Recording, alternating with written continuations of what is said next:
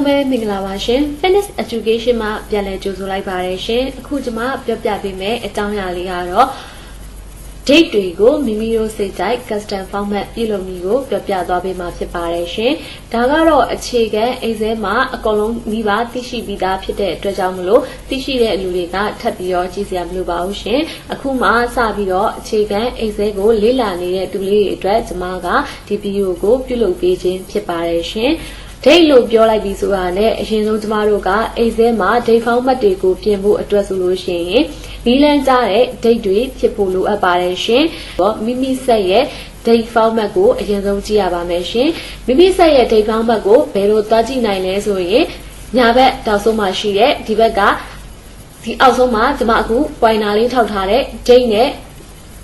time နဲ့ကိုလာကြည့်ရင်ရပါတယ်ရှင်။တချို့ရဲ့ဆက်တွေက day month year ဆိုပြီးရှိပါတယ်တချို့ရဲ့ဆက်တွေက month day year ဆိုပြီးတော့မှ format လေးတွေရှိနေပါတယ်ရှင်အဲ့ကိုယ့်ရဲ့ဆက်အတိုင်းကိုပဲလိုက်ပြီးတော့ရိုက်တဲ့အခါမှလာတယ် date format တွေပြောင်းရတာအဆင်ပြေလွယ်ကူချောမွေ့မှာဖြစ်ပါတယ်ရှင်အခုဆိုရင်ကျမရဲ့ဆက်ကဆိုလို့ရှိရင် month day year format နဲ့အသုံးပြုထားတာဖြစ်ပါတယ်ရှင်အဲ့အတွက်ကြောင့်မလို့ကျမက exam မှာ entry ဖြည့်တဲ့အခါမှာလဲ month day year format ကိုဒါအသုံးပြုပြီးတော့မှဖြည့်သွင်းရမှာဖြစ်ပါတယ်တကယ်၍လူကြီးမင်းတို့ရဲ့ format က day month year ဆိုလို့ရှိရင်လူကြီးမင်းတို့ exam မှာစာရင်းသွင်းတဲ့အခါကြလို့ရှိရင်လေ day month year format အတိုင်းသာဖြည့်သွင်းလို့ရှိရင်တော့ day format တွေကိုအလွယ်တကူပြင်ဆင်လို့ရမှာဖြစ်တဲ့အပြင်အခြားသောအကျိုးကျေးဇူးတွေကိုလည်းရရှိမှာဖြစ်ပါတယ်။ဘာအကျိုးကျေးဇူးတွေရရှိမလဲဆိုတာတော့ဒီဗီဒီယိုမှာမပြောပြတော့ပါဘူးရှင်။ဒီဗီဒီယိုကအဓိကပြုလုပ်တဲ့ရည်ရွယ်ချက်ကကြတော့ custom date format တွေဘယ်လိုပြုလုပ်လဲဆိုတာကိုပြောပြခြင်းနဲ့ရည်ရွယ်ချက်ဖြစ်တဲ့အတွက်ကြောင့်မလို့ရည်ရွယ်ချက်အတိုင်းလေးပဲသွားလိုက်ပါမယ်ရှင်။အဲဒီအတွက်ကြောင့်မလို့ကျမကဒီမှာ date လေးတွေရိုက်ထားပါရရှင်date လေးတွေရိုက်ထားတာကိုမိမိတို့စိတ်တိုင်း date format တွေကိုပြောင်းပြသွားမှာဖြစ်ပါတယ်အဲ့တော့အရင်ဆုံး date format မပြောင်းခင်မှာ date format ပြောင်းဖို့အတွက်ကုတ်ကလေးတွေကိုသိရမှာဖြစ်ပါတယ်ရှင်ဒီမှာဆိုလို့ရှိရင်ကျွန်မ date code reference လေးတွေပေးထားပါတယ်ဒီတစ်လုံးနဲ့ရိုက်မယ်ဆိုလို့ရှိရင်တော့ example စင်ပဲဒီမှာဆိုလို့ရှိရင်ရိုးရိုး date တစ်ခုတည်းကိုဖော်ပြမှာဖြစ်ပါတယ်ရှင်ဒီတစ်လုံးရိုက်မယ်ဆိုလို့ရှိရင်တော့ဒီမှာ example စင်ပဲကျမတို့ဒီအရှိကတကယ်လို့1ဖြစ်မယ်တရက်နေ့ဖြစ်ခဲ့မယ်ဆိုလို့ရှိရင်01ဆိုပြီးတော့မှဖော်ပြပေးမှာဖြစ်ပါရဲ့ရှင်အဲ့လိုမဟုတ်ဘဲနဲ့ကျမတို့ကdate တွေကိုစာသားအနေဖြင့်ဖော်ပြခြင်းနဲ့ပေါ့နော်စာသားကိုမှ short စာသားအနေဖြင့်ဖော်ပြခြင်းနဲ့ဆိုလို့ရှိရင်တော့ဒီတုံးလုံးရိုက်လို့ရှိရင်ဒီဖော်ပြပါအတိုင်း example အတိုင်းကိုမြင်တွေ့ရမှာဖြစ်ပါတယ်ရှင်အဲ့လိုမဟုတ်ဘူး date ကို full name အတိုင်းရိုက်ခြင်းနဲ့ဆိုလို့ရှိရင်တော့ဒီလေးလုံးရိုက်ပေးရမှာဖြစ်ပါတယ်ဟုတ်ကဲ့ပါရှင်အဲ့ဒီအတွက်ကြောင့်မို့ကျမတို့ကကုတ်တွေကိုရိုက်တဲ့အခါကျရင်ဒီလေးလုံးဆိုပြီးတော့မှ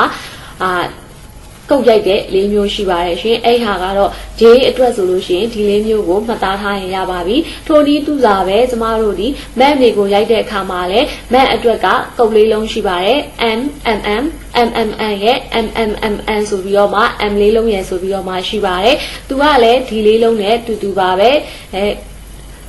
ကြီးရမှာတော့ကုတ်က2မျိုးပဲရှိပါတယ်ရှင် YY နဲ့ Y လေးလုံးဆိုပြီးတော့မှ2 digit နဲ့4 digitရီရအပြည့်စုံပေါ့နော် digit အားလုံးပါတဲ့ဟာမျိုးကိုဒီမှာရီရအပြည့်စုံမှာလေးလုံးရှိပါတယ်အဲ့ဒါတွေသိပြီးဆိုလို့ရှိရင်တော့ကျမတို့က date format ကလေးတွေကိုမိမိတို့စိတ်တိုင်းပြုပြင်ရေးသားလို့ရမှာပဲဖြစ်ပါရဲ့ရှင်အဲ့တော့ကျမကဒီ C column တိုင်းမှာကျမဒီ date format ပုံစံတိုင်းကိုကျမဖြည့်သွင်းမှာဖြစ်ပါရဲ့ရှင်အဲ့အတွက်ကြောင့်မလို့ကျမဒီ date လေးတွေကို copy ဆွဲလိုက်ပါမယ်ရှင်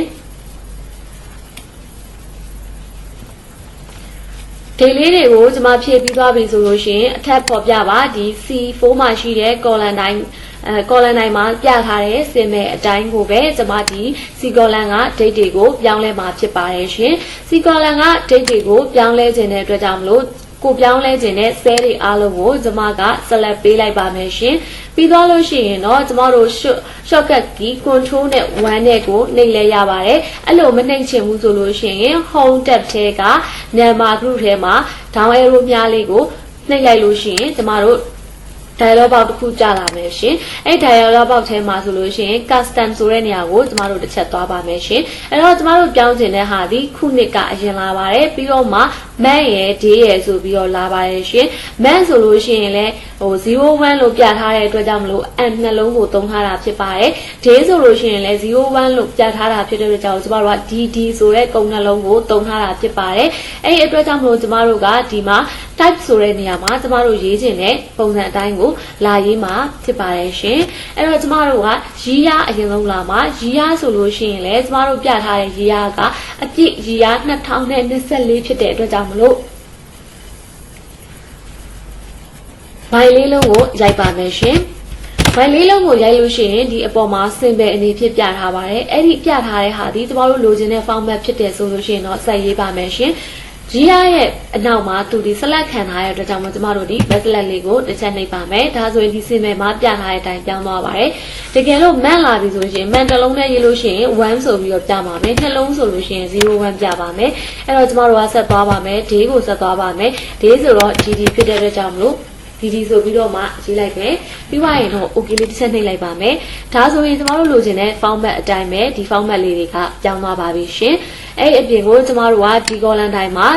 ဒီ4မှာရှိတဲ့ပုံစံတိုင်းကျမတို့က format ပြောင်းမှာဖြစ်ပါတယ်ဒီမှာဆိုလို့ရှိရင်တော့ backslash မခံတော့ဘဲနဲ့ comma ခံမှာဖြစ်ပါတယ်ရှင်အဲ့တော့ကိုပြောင်းချင်တဲ့ cell တွေအားလုံးကို select အရင်ဆုံးပေးပါမယ်ရှင်ဒါကအတိကမဖြစ်မနေလုပ်ရမယ့်အချက်ဖြစ်ပါတယ်ရှင်ပြီးသွားလို့ရှိရင်တော့ home tab ထဲက number group ထဲမှာ down arrow လေးကိုတွားနှိပ်ပါမယ်ပြီးရင်တော့ကျမ custom ဆိုတာလေးကိုကလေးတစ်ချက်နှိပ်ပါမယ်ပြီးသွားလို့ရှိရင်တော့ကျမတို့ကဒီ type မှာကျမတို့လိုချင်တဲ့ပုံစံအတိုင်းကိုရေးမှာဖြစ်ပါတယ် MOM ဆိုတာက mandate ကိုပြောတာဖြစ်ပါတယ်အဲ့အတွက်ကြောင့်လို့ဒီပါဒီထဲမှာမှကျမတို့က MOM mandate ကိုစာသားကိုအပြည့်မရိုက်ပဲနဲ့သူကတဝက်ပဲရိုက်မှာဖြစ်တဲ့အတွက်ကြောင့်ဒီ3လုံးဆိုတဲ့ကုတ်ကိုကျမတို့သုံးပါမယ်ပြီးရင်တော့သူက space ခံထားရင်တော့ space လေးသုံးမယ်ပေါ့နော်မခံထားဘူးဆိုလို့ရှိရင်တော့မသုံးဘူးပေါ့နော်ကျမဒီမှာတော့ space လှအောင်တော့ခံလိုက်ပါမယ်ကောမှာပြီးသွားလို့ရှိရင်လကိုဖော်ပြရမှာဖြစ်ပါတယ်လဖော်ပြတဲ့နေရာမှာသူကစာသားအနေဖြင့်ဖော်ပြမှာဖြစ်တယ်စာသားတော်မှာအပြည့်မဟုတ်တဲ့အတွက်ကြောင့်လို့3လုံးပဲမှန်ကိုရေးပါမယ်ရှင်ပြီးရင်ကောမှာကုတ်ပါမယ်ပြီးသွားရင်တော့ရက်ကိုပြန်ပြီးတော့ဖော်ပြပါတယ်ဗတ်တင်ရက်ဆိုပြီးတော့ဖော်ပြတာဖြစ်ပါတယ်အဲ့တော့ဒီပါရှင်ဒီမှာမှသူကအရှိကတုံညာလေးထည့်ခြင်းတဲ့လို့ကြောင့်မလို့ဒီနှလုံးဖြစ်ပါတယ်ပြီးသွားလို့ရှိရင်တော့ရီယာကိုအပြေကိန်းလေးလုံးနဲ့ဖော်ပြမှာဖြစ်ပါတယ်ရှင်